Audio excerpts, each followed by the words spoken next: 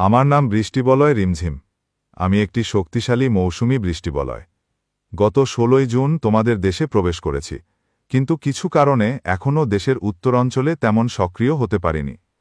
পশ্চিমবঙ্গের উপর অবস্থানরত স্থল লঘুচাপের কারণে রংপুর, ময়মনসিংহ ও সিলেট বিভাগের উপর তেমন বৃষ্টি ঘটাতে পারছি না। তবে ২ দিন পর স্থল লঘুচাপটি উত্তর পশ্চিমে সরে গেলে আমি উত্তরাঞ্চলে আমার আসল রূপ দেখাব। যদিও আমি তোমাদের যেমন বৃষ্টি হবে বলে বলেছিলাম, তার চেয়ে কিছুটা কম বৃষ্টি ঘটাতে সক্ষম হব। বর্তমানে আমি দেশের উপকূলীয় এলাকায় এবং মধ্যাঞ্চলে বেশি সক্রিয়।